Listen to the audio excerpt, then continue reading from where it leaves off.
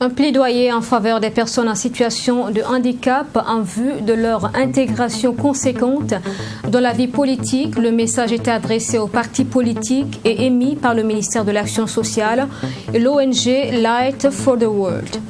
40e convention du district multiple 403 de Lions Club International. 48 heures ont été dégagées pour mettre l'accent sur le leadership, notamment afin de mieux servir. Précision dans ce journal. Et puis au Mali, le mouvement grand acteur de la chute de l'ancien régime, le M5 RFP, célèbre une année d'existence. Il avait été créé le 5 juin 2020. Le message du mouvement se résume en un appel à l'union des citoyens maliens. Bonsoir à tous et bienvenue dans ce journal. Le président du Faso a reçu en audience aujourd'hui le président fondateur de l'université Aube Nouvelle. Isidore Kini a présenté au président des projets d'ouverture de 3 filières dans l'établissement: médecine, agriculture, formation technique et professionnelle. Cette démarche est censée accentuer donc l'employabilité des jeunes. On en parle avec Michael Toukri. Ce sont 3 dossiers consacrés essentiellement à des offres de formation qui ont été présentées au président du Faso. À cette audience, le président fondateur de l'université Aube Nouvelle a présenté les dossiers d'ouverture de facultés de médecine, d'agriculture et un pôle de formation technique et professionnelle pour l'employabilité des jeunes. Qu'est-ce qu'une université peut faire dans l'intérêt de la nation? Et donc, à ce niveau, nous pensons que nous avons des ressources humaines compétentes et les outils pour aborder la question de l'agriculture digitale. Au niveau de la santé, c'est vrai, là aussi, nous avons besoin qu'il y ait beaucoup plus de compétences pour couvrir les besoins du Burkina. Vous savez, en lisant les ratios, certainement vous verrez qu'il n'y a pas assez de médecins. Et donc, une université comme l'université Aube Nouvelle peut apporter sa contribution pour améliorer la couverture sanitaire de notre pays. Sur la question de la formation technique et professionnelle pour l'employabilité des jeunes, l'université Aube Nouvelle veut s'engager dans la lutte contre le chômage des jeunes diplômés. Des dossiers qui, de l'avis de Isidore Kini, ont été très appréciés par le président du Faso. Rochma Christian Kaboré n'a pas manqué de prodiguer des conseils à la délégation conduite par le président fondateur de l'université Aube Nouvelle. Et quant à la formation technique professionnelle pour l'employabilité des jeunes, avec toujours nos partenaires israéliens, eh bien, dans le domaine de l'informatique, que ce soit la cybersécurité, que ce soit l'agriculture, l'informatique orientée agriculture, ils sont bien placés. Et donc, autant de compétences que nous voulons fédérer pour pouvoir accompagner et former cette jeunesse-là qui en a vraiment besoin. Nous avons reçu vraiment une oreille très attentive de son Excellence. Comme je l'ai dit, il nous a beaucoup encouragés. Et maintenant, certainement, nous allons travailler avec les techniciens du ministère pour faire avancer les dossiers. L'ouverture annoncée des facultés de médecine, d'agriculture, de formation technique et professionnelle pour l'employabilité des jeunes répond à l'engagement du président du Faso, à savoir renforcer le capital humain et gagner le pari de l'emploi des jeunes et des femmes au Burkina Faso. L'intégration efficace des personnes en situation de handicap dans la vie de la société et dans la vie politique, c'est le souhait que porte le ministère en charge de l'action sociale et l'ONG Light for the World. À travers un plaidoyer auprès des partis politiques ce vendredi, les 2 partenaires ont insisté sur la nécessité d'appliquer le droit et rien que le droit concernant donc ces personnes vulnérables. Précision avec Mametriana Kamabou et Abaka Mamad. Les personnes handicapées rencontrent toujours des difficultés dans la pleine jouissance de leurs droits civils et politiques lors des échéances électorales. Et pour faciliter la participation de cette couche au processus électoral, un plaidoyer a été fait auprès de partis politiques de l'opposition. Aujourd'hui, il faut plaider pour que ces personnes-là puissent participer aux élections. Tant mieux, nous sommes tout à fait d'accord. Mais comme elle a dit, il n'y a pas que dans cette compétition-là, on ne met pas toujours les personnes handicapées. Peut-être faut-il que dans notre législation, nous puissions légiférer, trouver un poste pour les personnes vivant avec un handicap, pour cette promotion et le soutien et l'inclusivité. Je suis d'accord pour une ségrégation positive à leur endroit. Cette session de plaidoyer initiée auprès du CEFOP a permis entre autres de susciter une meilleure prise en compte du handicap dans toutes les actions et initiatives de partis politiques. Occasion pour la ministre en charge de l'action sociale de lancer un appel à l'ensemble des partis et formations politiques membres du CEFOP. Je lance un appel solennel à l'ensemble des partis et formations politiques membres du chef de file de l'opposition politique du Burkina Faso, CEFOP Burkina Faso, afin qu'ils fassent de la participation effective des personnes handicapées aux élections une priorité.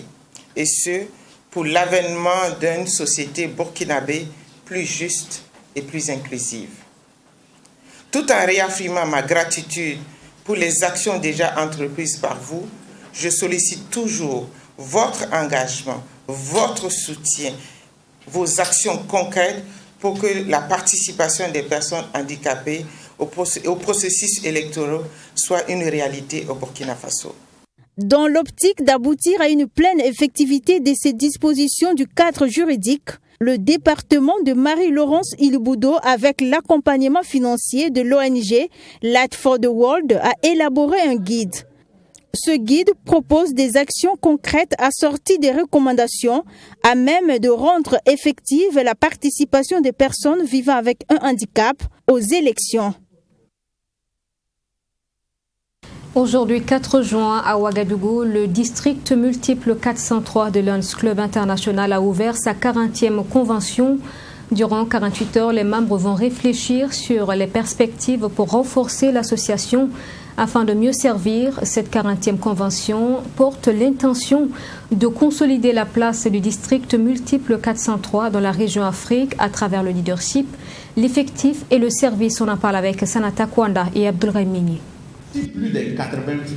C'est à travers cette conférence inaugurale que la Chambre de commerce et d'industrie du Burkina Faso lance officiellement les activités de son dernier né des centres de formation, baptisé Académie internationale pour la gouvernance et le leadership économique Aigle. À travers cet outil académique, le monde des affaires au Burkina Faso veut renforcer ses compétences dans le domaine de la gouvernance et du leadership économique. Une initiative saluée ici par le ministre du Commerce, représentant le Premier ministre à cette cérémonie inaugurale de l'Académie internationale pour la gouvernance et le leadership économique. Il est bon de reconnaître qu'en matière de gestion, de gouvernance d'entreprise, il existe encore des insuffisances. Il y a un besoin de renforcement de capacités. Il y a un besoin de donner beaucoup plus de force au capital humain pour gérer ces différentes entreprises-là. Alors nous trouvons et nous saluons cette initiative de la Chambre de commerce qui vient combler ce déficit à ce niveau-là pour permettre à ce que les dirigeants d'entreprise, qu'elles soient à capitaux publics ou privés, puissent en tout cas renforcer davantage leurs compétences, leurs connaissances en matière de gouvernance d'entreprise.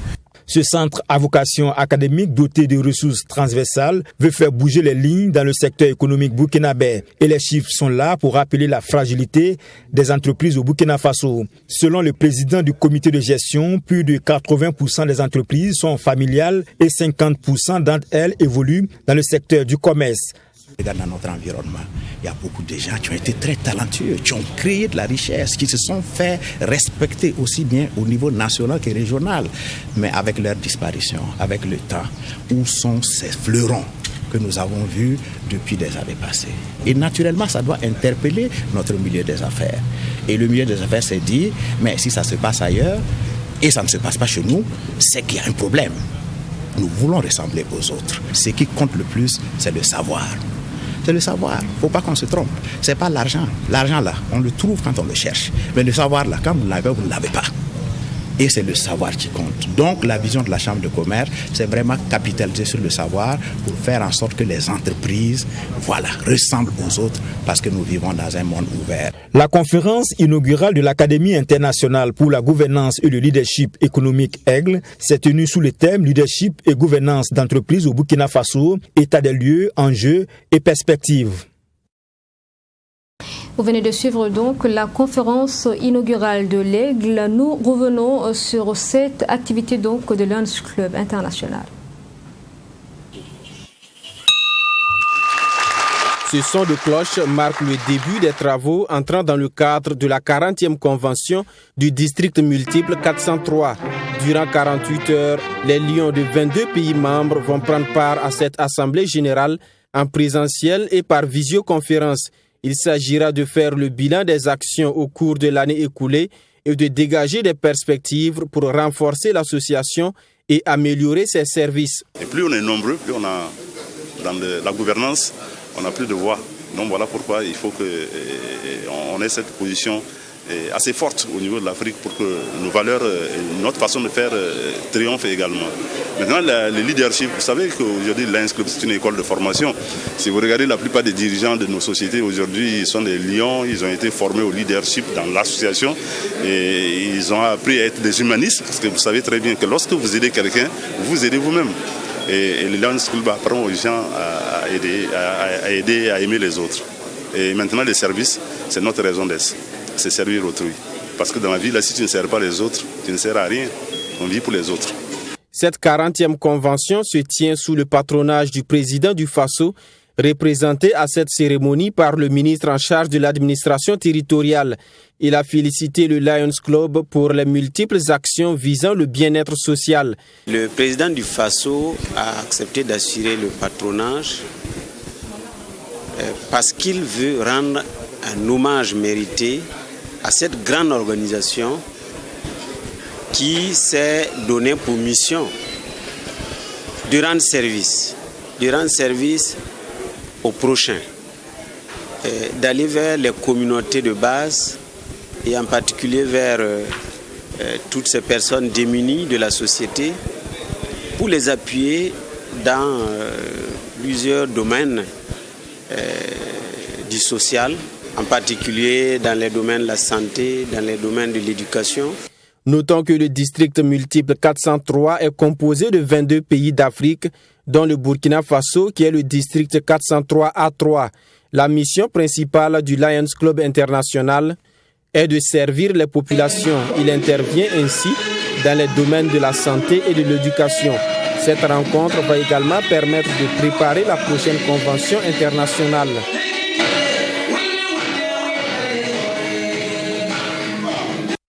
Dans la suite de ce journal, l'inauguration du Centre Valère Sommet pour l'innovation a été effective le lundi 30 mai dernier à Ouagadougou. Ce centre porte la vision d'accompagner la jeunesse à travers la formation politique et la promotion des idées donc portées par Valère Sommet. Le centre a été inauguré par le président de la Commission électorale nationale indépendante, CENI, Newton Ahmed Barry. Reportage. Après les événements du 15 octobre 1987 qui ont mis fin à la Révolution, Valère Sommet a choisi de partager ses idées avec la jeunesse pour une innovation politique et un développement endogène. 5 ans après son décès, ce centre se veut un cadre de promotion des idées et des valeurs de l'homme. Un projet porté par le journaliste Inoussa Ouedraogo. Nous avons voulu lancer ce centre-là d'abord pour rendre hommage à un homme de conviction, à un homme de valeurs, à un idéologue, à un théoricien qui a contribué donc à la construction du Burkina Faso, mais aussi à la construction de l'Afrique tout entière à travers donc sa pensée politique, mais à travers aussi son action politique. Il s'agit pour nous donc de contribuer à travers ce centre-là à perpétuer le travail que Valère Sommet avait commencé, mais ce centre aussi se veut un cadre qui va contribuer à la formation des gens de mon âge, mais aussi de nos petits frères, pour indiquer que c'est de la qualité du personnel politique que dépendra aussi la qualité du développement de nos pays. Cette cérémonie a vu la présence des camarades et compagnons de lutte de Valère Sommet. Tous ont salué la justesse de la création de ce centre de formation idéologique et politique Et ils ont aussi et surtout rendu un vibrant hommage à Valère Sommet. Valère, depuis ses années d'université, a nourri les réflexions africaines, que ce soit à Dakar, que ce soit en France. Très jeune, l'homme est un amoureux de la culture intellectuelle, de la culture idéologique. Et je pense, en lisant une petite phrase du professeur Kizerbo, qui nous invite à chercher des voies alternatives, je dis que le docteur Valère Sommet a compris dès ses années d'université qu'il fallait réfléchir et trouver des voies alternatives. Pour les représentants de la famille Sommet, la création de ce centre s'inscrit en droite ligne de la démarche de l'auteur du discours d'orientation politique de la Révolution. Et je pense que de colliger l'ensemble de ces énergies dans un centre de formation de cette nature me semble une très bonne idée. Et nous sommes prêts au niveau de la famille à épauler l'action de ce centre-là pour que beaucoup de jeunes aient d'abord une formation et connaissent aussi l'homme, son action, sa pensée, ses écrits, et que l'ensemble de ces camarades que vous avez vus présents ici puissent apporter leur soutien également à la connaissance et à la formation de beaucoup plus de jeunes dans ce pays. Décédé le 31 mai 2017 à Paris, Valère Sommet a été un idéologue de la Révolution du 4 août 1983 qui a porté au pouvoir le capitaine Thomas Sankara et son Conseil national de la Révolution CNR. Depuis le 31 mai dernier et pour une période de 13 jours, les collectivités régionales, à travers leurs représentants, bénéficient d'un renforcement de capacités sur les questions d'électrification rurale. La formation est assurée par l'Association internationale des régions francophones avec l'initiative de l'Association régionale du Burkina. Ils sont des techniciens engagés dans la mise en œuvre des programmes de développement des collectivités territoriales. Ces participants seront formés sur la maîtrise d'ouvrage de projets d'électrification rurale décentralisée. De façon précise, ils verront les capacités renforcées sur les enjeux d'électrification rurale où souvent les collectivités ne disposent pas de compétences à proprement dites pour aborder ces questions souvent très complexes. Les questions aujourd'hui d'entretenir 13 experts des différentes régions, ça veut dire un expert par région, dans les 13 du Burkina pour ce type de formation, de sorte à ce que après ces experts-là puissent partager leur expérience avec nous, mais surtout nous permettre de mettre en œuvre les projets qui sont dans le cadre de l'électrification rurale. Selon Ivan Lemonstier, dans le processus d'électrification rurale, les élus locaux ont leur mot à dire. Et pour cela, il faut renforcer leurs capacités afin que les collectivités territoriales soient mieux outillées dans le cadre de l'électrification rurale. Les collectivités, elles doivent être en capacité de s'entourer d'acteurs autour d'elles, qui vont être des maîtres d'œuvre, parfois même des maîtres d'ouvrage délégués, qui vont les accompagner dans l'identification, dans le diagnostic énergétique de leur territoire d'une part, et puis dans l'identification des actions d'investissement possibles pour améliorer l'accès à l'électricité dans leurs territoires ruraux. Elles auront à se doter techniquement de partenaires qui pourront les accompagner dans la mise en œuvre de ces programmes. Que ce soit la Sonabel dans l'extension de son réseau, que ce soit par l'Agence burkinabé de l'électrification rurale, pour être leurs bons interlocuteurs et pouvoir leur dire, eh bien voilà, dans ma région, nous avons besoin d'électricité pour tel usage, tel autre usage, tel autre usage. Et il y a des communes qui sont prioritaires par rapport à d'autres parce que l'électricité aura un impact plus important sur la vie des usagers, sur le développement économique. Et c'est ça que nous souhaitons préciser pendant cette semaine auprès des représentants des collectivités territoriales. À cette formation, les 13 collectivités territoriales du Burkina Faso étaient représentées. La formation, qui va durer une semaine, est assurée par l'Association internationale des régions francophones. L'AIRF est engagée aux côtés de 35 collectivités en Afrique francophone. Au Burkina Faso, elle intervient dans 6 collectivités territoriales. Un reportage signé Michael Tougri. Et puis de la nouveauté dans l'éducation préscolaire, des manuels d'apprentissage qui existaient depuis plus de 30 ans ont été remplacés par des nouveaux qui prennent en compte donc les références de la société actuelle. Les tout-petits pourront être guidés notamment en mathématiques et en ce qui concerne les valeurs sociales. 9 manuels au total ont été remis le 1er juin dernier par le ministre en charge de l'Éducation nationale. C'est dans le cadre donc des réformes des curricula. On en parle avec Nili Tapsoba et Joseph Yao. C'est dans le souci de favoriser l'éveil des élèves du préscolaire que ces nouveaux cahiers d'activités ont été produits. Au nombre de 9, ils concernent les mathématiques, le langage et le graphisme. Ils viennent en remplacement des anciens manuels qui avaient été produits il y a plus d'une trentaine d'années et qui sont aujourd'hui dépassés, à en croire Stanislas Ouaro, ministre de l'Éducation nationale. Comme on est dans une réforme curriculaire, cette réforme prend en compte les savoirs endogènes, prend en compte les questions de civisme en milieu scolaire, prend en compte l'équité, prend en compte la question du genre.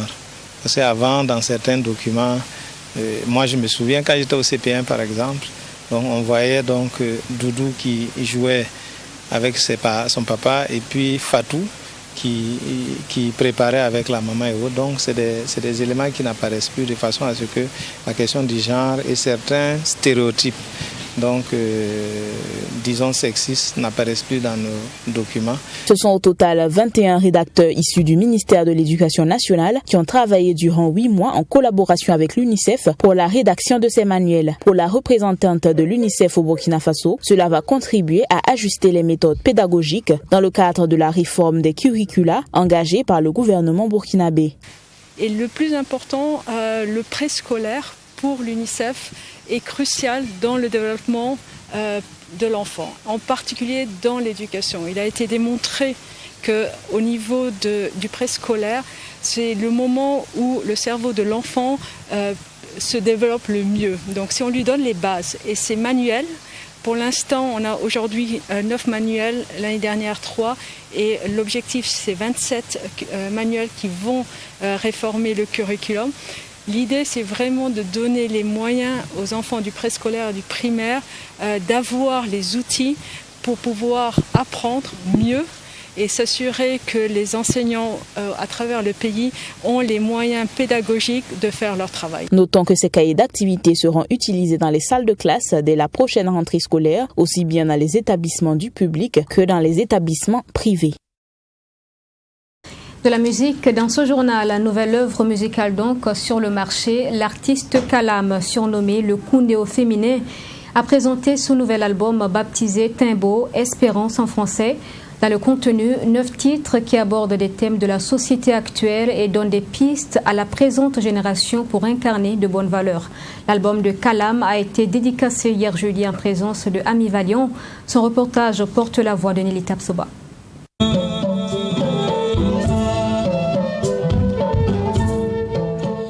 L'amour, le pardon et des conseils pour la nouvelle génération, c'est la coloration du nouvel album de Kalam.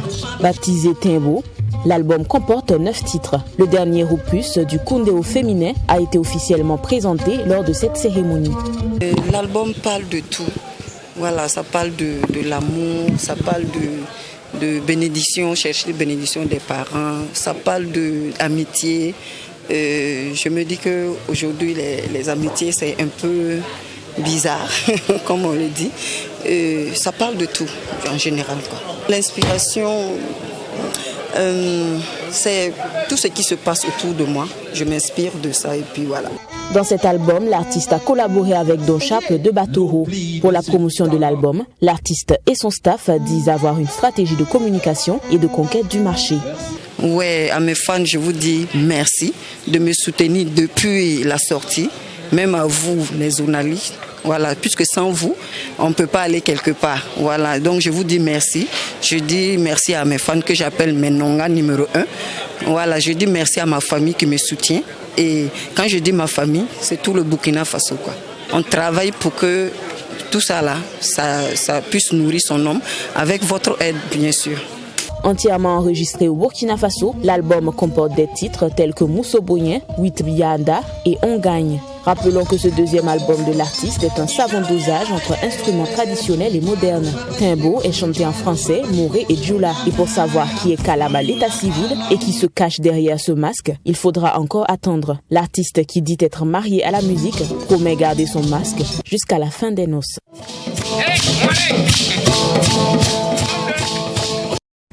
Et puis nous parlons de mode. Nous allons en Côte d'Ivoire pour les 50 ans de carrière du styliste Patéo. Il est d'origine burkinabé. Des festivités à Abidjan pour l'occasion. L'artiste a été fait l'officier donc de l'autre ivoirien. Cérémonie en présence de plusieurs hautes personnalités du stylisme. Correspondance avec Yamba Cabré. On ne donne pas ça à quelqu'un qui n'est pas sage. On ne donne pas à quelqu'un qui n'a pas la notoriété nationale et internationale. Sa renommée internationale n'est plus à démontrer. C'est le résultat d'une carrière réussie, cousue de fil en aiguille pendant plusieurs décennies.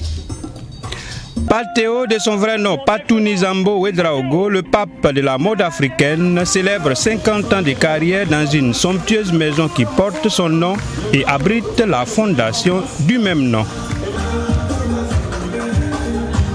Un parcours qui inspire admiration et distinction avec un livre autobiographique ainsi qu'une haute décoration à titre costume.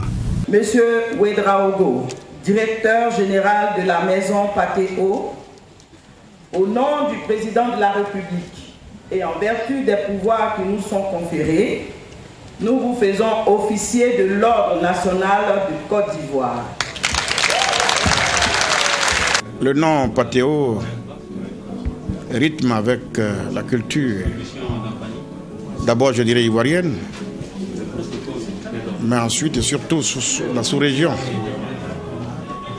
Patéo, c'est l'ambassadeur, n'est-ce pas, de la mode, de la veste africaine. Admiré et adulé, l'homme lui-même parle peu et pense constamment travail. Il y a toujours du travail à faire, énormément de travail à faire, énormément d'imagination, d'innovation, anticipation, voilà, prévoir tout ce qui va arriver, voilà, c'est ça la mode. Un travailleur rigoureux certes, mais paternaliste et humain, reconnaissent les siens. Depuis 50 ans, on s'est côtoyé, près de 40 ans, donc j'ai vu son parcours, c'est un battant et c'est un exemple pour tous les jeunes. Il est tellement paternel, il nous prend avec beaucoup de sentiments, il nous prend comme ses enfants, il trouve les mots pour nous parler, quand il y a un désaccord, il trouve toujours les mots, il apaise les tensions. Un baobab de la mode africaine qui hisse haut le drapeau du Burkina Faso à travers son art et le faso d'Anfani. Évidemment, lui, dans sa perception donc de ses habits façon d'Anfani, ça évolue.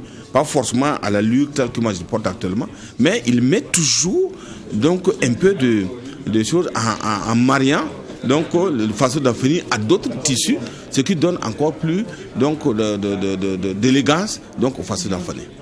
Les festivités de célébration des 50 ans des Patéo, démarrées à Abidjan en présence de plusieurs célébrités mondiales, se poursuivront dans plusieurs capitales africaines et européennes.